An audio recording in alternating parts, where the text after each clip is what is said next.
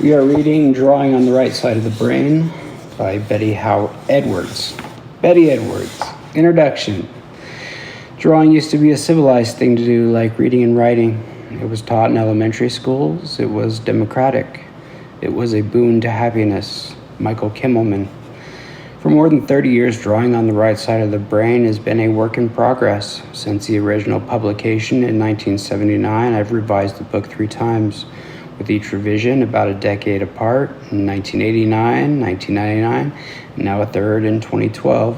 In each revision, my main purpose has been to incorporate instructional improvements that my group of teachers and I had gleaned from continuously teaching drawing over the intervening years, as well as bringing up-to-date ideas and information from education and neuroscience that relate to drawing. As you will see in this new version, much of the original material remains, as it has passed the test of time, while I continue to refine the lessons and clarify instructions. In addition, I make some new points about emergent right brain significance and the astonishing, relatively new science called neuroplasticity.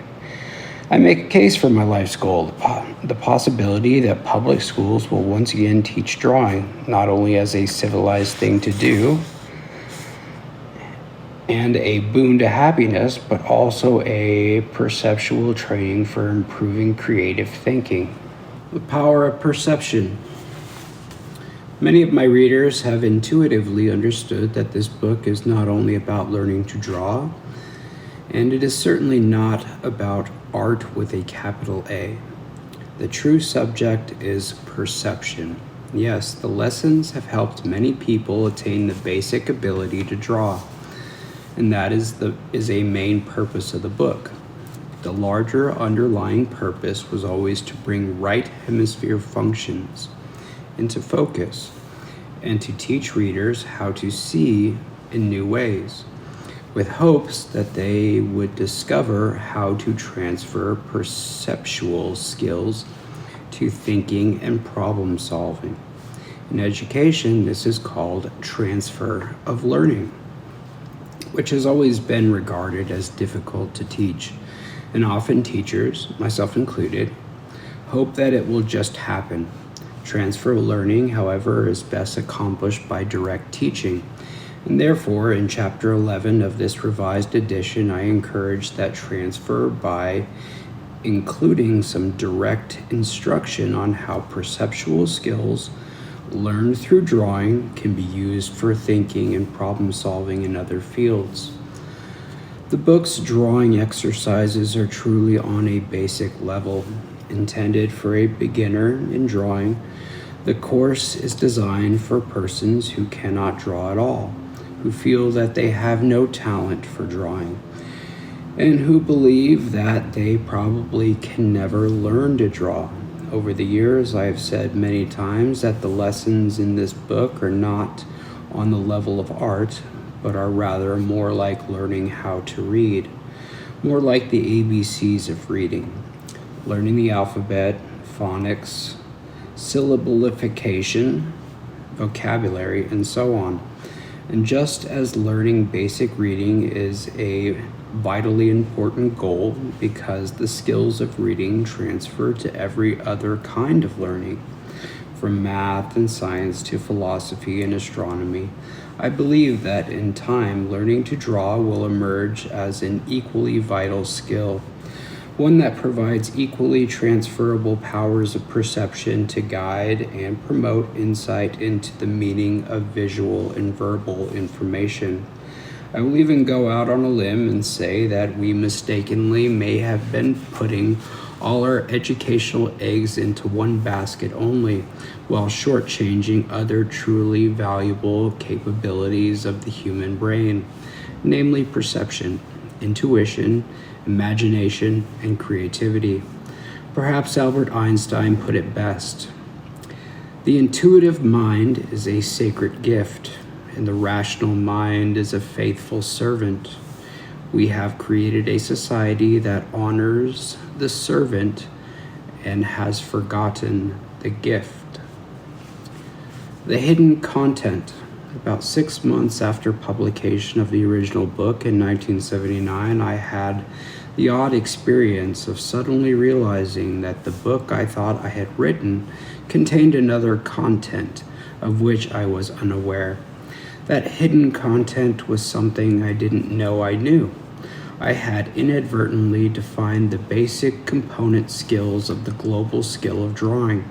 I think part of the reason this content was hidden from me was the very nature of art education at the time, where beginning drawing classes focused on subject matter, such as still life drawing or landscape drawing or figure drawing, or on drawing mediums such as charcoal, pencil, pen and ink wash, or mixtures of mediums. But my aim was different. I needed to provide my readers with exercises that would cause a cognitive shift to the right hemisphere, a shift similar to that caused by upside-down drawing, or tricking the dominant left hemisphere into dropping out of the task. I settled on 5 sub-skills that seemed to have the same effect, but at the same time I thought there must be other basic skills, maybe dozens of them.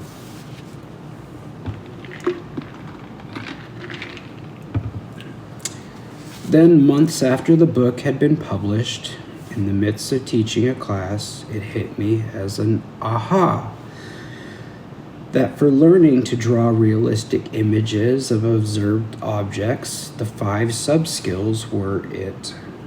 There weren't more. I had inadvertently selected from the many aspects of drawing a few fundamental sub-skills that I thought might be closely aligned to the effect of upside-down drawing. And the 5 skills I realized were not drawing skills in the usual sense. They were rock-bottom, fundamental seeing skills. How to perceive edges, spaces, relationships, light and shadow, and the gestalt. As with the ABCs of reading, these were the skills you had to have in order to draw any subject. I was elated by this discovery. I discussed it at length with my colleagues and searched through old and new textbooks on drawing. But we did not find any additional fundamental basic components of the global skill of basic realistic drawing one's perceptions. With this discovery, it occurred to me that perhaps drawing could be quickly and easily taught and learned, not strung out over years and years, as was the current practice in art schools. My aim suddenly became drawing for everyone, not just for artists in training. Clearly, the basic ability to draw does not necessarily lead to the fine art found in museums and galleries, any more than the basic ability to read and write inevitably leads to literary greatness and published works of literature. But learning to draw was something I knew was valued by children and adults. Thus, my discovery led me in new directions, resulting in a 1989 revision of Drawing on the Right Side of the Brain, in which I focused on explaining my insight and proposing that individuals who had never been able to draw could learn to draw well very rapidly.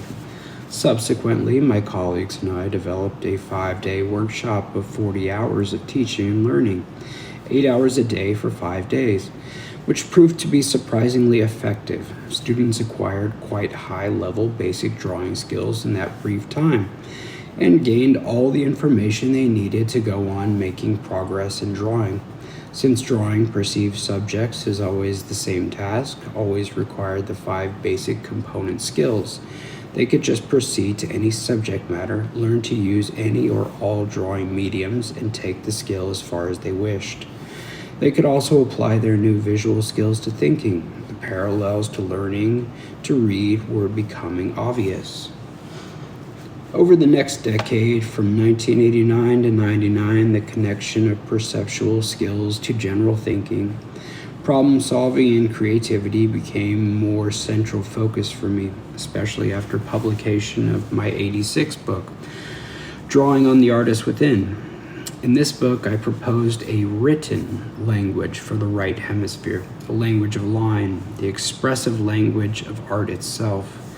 This idea of using drawing to aid thinking proved to be quite useful in a class on creativity that I developed for university students and in small corporate seminars on problem solving.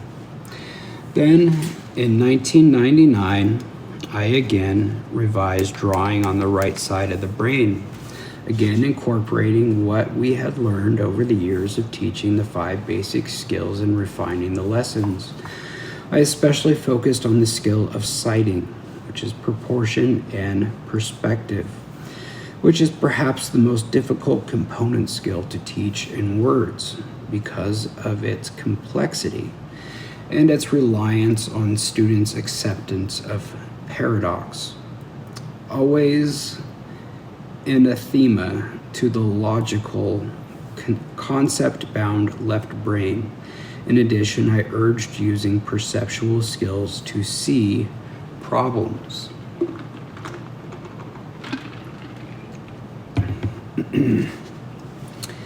Now, with this third revision in 2012, I want to clarify to the best of my abilities the global nature of drawing and to link drawing basic component skills to thinking in general and to creativity in particular. Throughout many cultures, both in the United States and worldwide, there is much talk of creativity and our need for innovation and invention. There are many suggestions to try this or try that, but the nitty-gritty of precisely how to become more creative is seriously lacking. Our education system seems bent on eliminating every last bit of creative perceptual training of the right side of the brain, while overemphasizing the skills best accomplished by the left side of the brain. Memorizing dates, data, theorems, and events with the goal of passing standardized tests. Today, we are not only testing and grading our children into the ground, but we are not teaching them how to see and understand the deep meaning of what they learn, or to perceive the connectedness of information about the world. It is indeed time to try something different. Fortunately, the tide seems to be turning.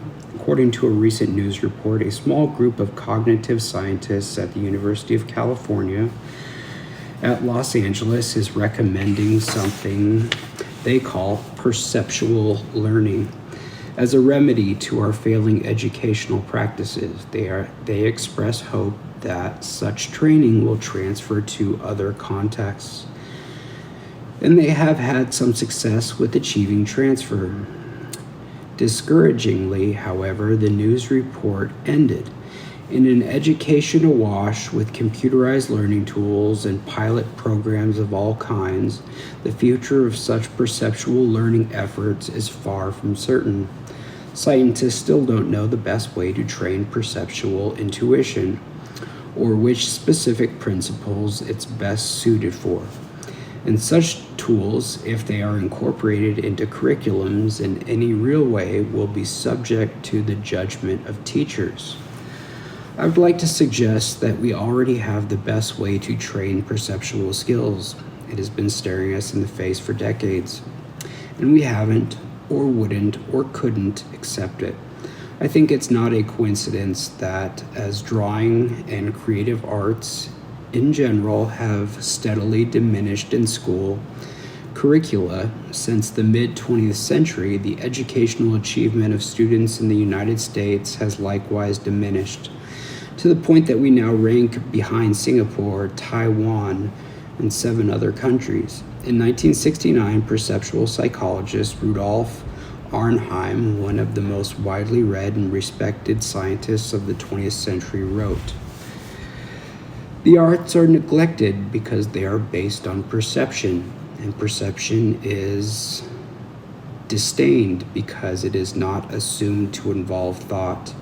In fact, educators and administrators cannot justify giving the arts an important position in the curriculum unless they understand that the arts are the most powerful means of strengthening the perceptual component, without which productive thinking is impossible in every field of academic study. What is most needed is not more aesthetics or more esoteric manuals of art education, but a convincing case made for visual thinking quite in general. Once we understand in theory, we might try to heal in practice the unwholesome split which cripples the training of reasoning power, end quote. Drawing does indeed involve thought, and it is an effective and efficient method for perceptual training, and perceptual knowledge can impact learning in all disciplines. We now know how to rapidly teach drawing. We know that learning to draw, like learning to read, is not dependent on something called talent, and that given proper instruction, every person is able to learn the skill. Furthermore, given proper instruction, people can learn to transfer the basic perceptual components of drawing to other learning and to general thinking. And as Michael Kimmelman said, learning to draw is a boon to happiness, a panacea for the stultifying and uncreative drudgery of standardized testing that our schools have embraced. Our two minds and modern multitasking. Today, as research expands and the information processing styles and proclivities of the hemispheres become ever clearer, respected scientists are recognizing functional differences as evident and real, despite the fact that both hemispheres appear to be involved to a greater or lesser extent in every human activity. And there remains much uncertainty about the reason for the profound asymmetry of the human brain, which we seem to be aware of at the level of language. The expression, quote, "I am of two minds about that," clearly states our human situation. Our two minds, however, have not had an equal playing field until recently. Language has dominated worldwide, especially in modern technological cultures like our own. Visual perception has been more or less taken for granted, with little requirement for special concern or education. Now, however, computer scientists who are trying to replicate human visual perception find it extremely complicated and slow going after decades of effort. Scientists have finally achieved facial recognition by computers, but reading the meaning of changes in facial expression accomplished instantly and effortlessly by the right hemisphere will take much more time and work. Meanwhile, visual images are everywhere. The visual and verbal information compete for attention. Constant multitasking linked to information overload is challenging the brain's ability to rapidly shift modes or to simultaneously deal with both modes of input. The recent banning of texting while driving illustrates the problem of the brain's difficulty in simultaneously processing two modes of information. This recognition that we need to find productive ways to use both modes perhaps explains why replicating right hemisphere processes is only now emerging as important and even perhaps critical.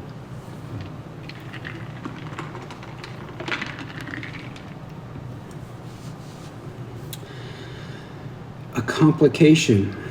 The brain that studies itself. As a number of scientists have noted, research on the human brain is complicated by the fact that the brain is struggling to understand itself. This 3-pound organ is perhaps the only bit of matter in our universe, at least as far as we know, that observes and studies itself, wonders about itself, tries to analyze how it does what it does and tries to maximize its capabilities. This paradoxical situation no doubt contributes to the deep mysteries that still remain despite rapidly expanding scientific knowledge. One of the most encouraging new discoveries that the human brain has made about itself is that it can physically change itself by changing its accustomed ways of thinking, by deliberately exposing itself to new ideas and routines, and by learning new skills. This discovery has led to a new category of neuroscientists, neuroplasticians, who use microelectrodes and brain scans to track complex brain maps of neuronal communication, and who have observed the brain revising its neuronal maps. Brain plasticity, a new way to think about talent. This conception of a plastic brain, a brain that constantly changes with experience, that can reorganize and transmute and even develop new cells and new cell connections, is in direct contrast to previous judgments of the human brain as being more akin to a hardwired machine, with its parts genetically determined and unchangeable except for development in early childhood and deterioration in old age. For teachers like myself, the science of brain plasticity is both exciting and reaffirming. Exciting because it opens vast new possibilities, and reaffirming because the idea that learning can change the way people live and think has always been a goal of education. Now, at last, we can move beyond the idea of fixed intelligence, limits, and special gifts for the lucky few, and look for new ways to enhance potential brain power. One of the exciting new horizons that brain plasticity opens is the possibility of questioning the concept of talent, especially the concepts of artistic talent and creative talent. Nowhere has the idea of a hardwired brain with its notion of given or not given talent been as widespread as in the field of art, and especially in drawing, because drawing is the entry-level skill for all the visual arts. The common remark, quote, "Drawing? Not on your life. I can't even draw a straight line. I can barely draw a bath," is still routinely announced with full conviction by many adults, and even more distressingly by many children as young as 8 or 9, who have tried and sadly judged as failures their attempts to draw with perceptions. The reason given for this situation is often a flat-out statement, "I have no artistic talent." And yet we know now from knowledge of brain plasticity and from decades of work by me and many others in the field that drawing is simply a skill that can be taught and learned by anyone of sound mind who has learned other skills such as reading, writing, and arithmetic. Drawing, however, is not regarded as an essential skill in the way the 3 R's are viewed as necessary life skills. It is seen as perhaps a peripheral skill, nice to have as a pastime or hobby, but certainly not indispensable. And yet, somehow, at some level, we sense that something important is being ignored. Surprisingly, people often equate their lack of drawing skills with the lack of creativity, even though they may be highly creative in other areas of their lives. And the importance of perception often shows up in the words we speak, phrases that we speak of seeing and perceiving. When we finally understand something, we exclaim, "Now I see it." Or when someone fails to understand, we say the person can't see the forest for the trees, or doesn't get the picture. This implies that perception is important to understanding, and we hope that we somehow learn to perceive, but it is a skill without a classroom and without a curriculum. I propose that drawing can be that curriculum.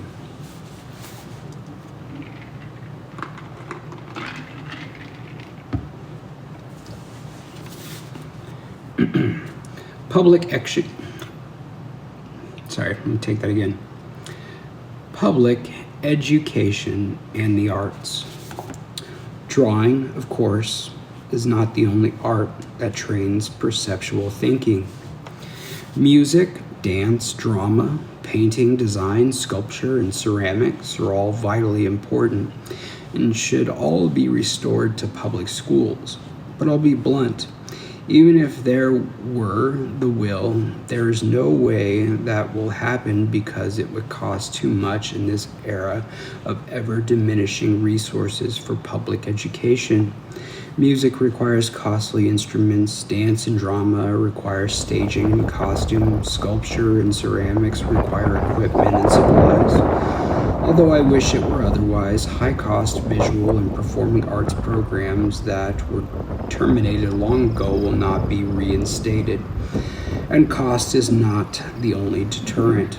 Over the last 40 years, many educators, decision makers, and even some parents have come to regard the arts as peripheral, and let's face it, frivolous, especially the visual arts, with their connotation of the starving artist, unquote, and the mistaken concept of necessary talent. The one art subject that we could easily afford is drawing, the skill that is basic to training the visual perception and is therefore the entry-level subject, the ABCs of perceptual skill building. Among people who oppose art education, drawing doesn't escape the frivolity label, but it is affordable to teach. Drawing requires the simplest of materials, paper and pencils. It requires a minimum of simple equipment and no special rooms or buildings. The most significant requirement is a teacher who knows how to draw, knows how to teach the basic perceptual skills of drawing, and knows how to transfer those skills to other domains.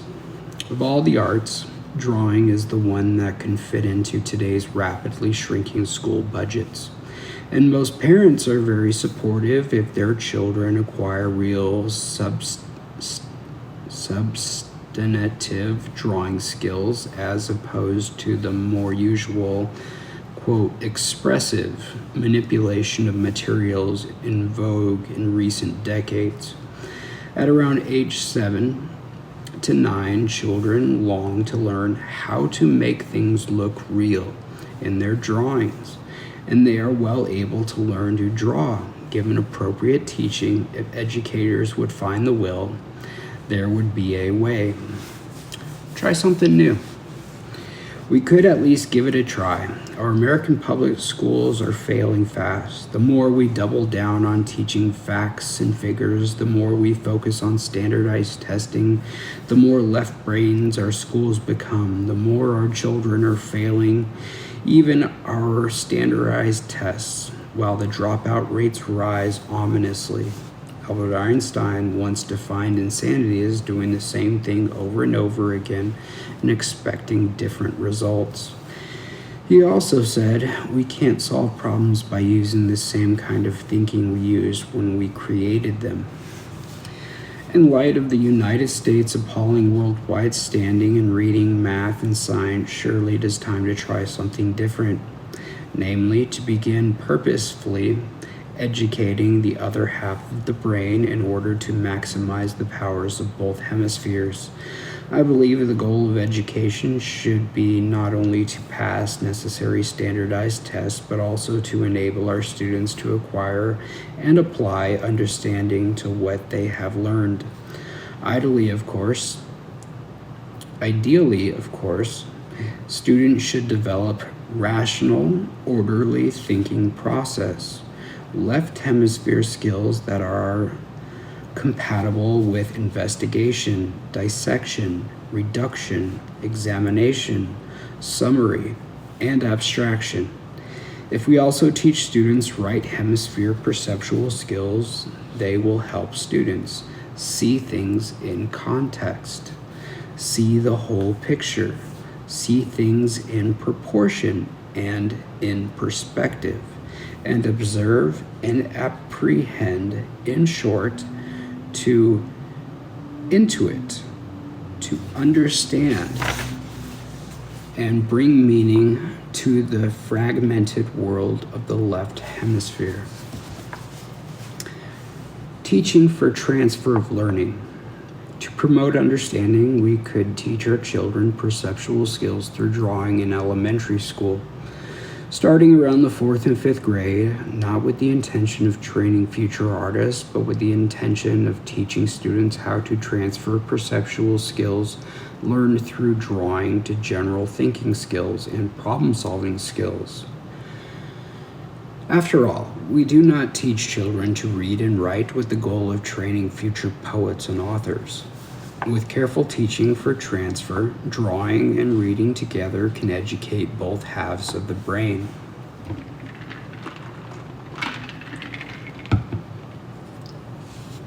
A further argument for perceptual training is the AMELIORATIVE effect, that a partial focus on right hemisphere learning might have on our public schools curriculum. To have even a small part of the school day free from continuous left brain verbal discourse might provide some welcome quiet time and relief from incessant competitive verbal pressure. In days long past, when I attended ordinary working class public schools, art classes, cooking classes, sewing classes, ceramics, woodworking, metalworking, and gardening provided welcome breaks in the academic day with time for solitary thought. Silence is a rare commodity in modern classrooms, and drawing is an individual, silent, timeless task. 2 vital global skills, reading and drawing. What are the skills you will learn through drawing, and how do they transfer to general thinking? Drawing, like reading, is a global skill made up of component subskills that are learned step by step. Then, with practice, the components meld seamlessly into smoothly functioning global activities of reading and drawing. For the global skill of drawing, the basic component skills as I have defined them are the perception of edges, seeing where one thing ends and another starts. The perception of space, seeing what lies beside and beyond. The perception of relationships, seeing in perspective and in proportion. The perception of lights and shadows, seeing things in degrees of values. The perception of the gestalt, seeing the whole and its parts. The first 4 skills require direct teaching. The 5th occurs as an outcome or insight, a visual and mental comprehension of the perceived subject, resulting from the focused attention of the first 4. Most students experience these skills as new learning, seeing in ways they haven't seen previously. As one student put it after drawing her own hand, "I never really looked at my hand before. Now I see it differently." Often students say, "Before I learned to draw, I think I was just naming things I saw. Now it's different." And many students remark that seeing negative spaces, for example, is an entirely new experience. Turning to reading, specialists in teaching reading list the basic component skills of reading, mainly taught in elementary schools, as phonetic awareness, which is knowing that alphabet letters represent sounds. Phonics, recognizing letter sounds in words.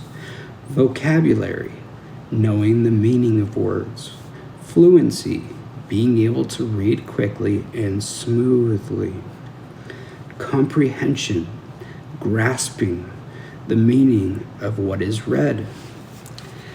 As in drawing, the last skill of comprehension ideally occurs as an outcome or result of the preceding skills. I'm aware, of course, that many additional skills are required for drawing that leads to art with a capital A. The word of artists, galleries, and museums. There remains countless materials and mediums, along with endless practice to achieve mastery, as well as that unknown spark of originality and genius that marks the truly great artist of any time. Once you have learned basic drawing skills, you can move on. If you wish to drawing from memory, drawing from imagined images, and creating abstract or non-objective images, but for skillful, realistic drawing of one's perceptions using pencil on paper. The 5 skills I will teach you in this book provide adequate basic perceptual training to enable you to draw what you see. The same is true of basic reading. Of course, there are many refinements of reading abilities, depending on subject matter and formats other than print on paper. But for both skills, the basic components are the foundation. Once you can read, your plastic brain has been forever changed. You can read anything, at least in your native language, and you can read for life. Likewise, once you have learned to draw, your brain has again been changed.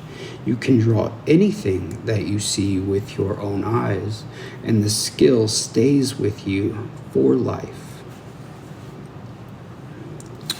All right, I think we are going to call it there because we're about 1,000 bars on GarageBand. So, we are reading Drawing on the Right Side of the Brain, and I think we're getting some progress here. We're about halfway through the introduction. See you next episode. Later.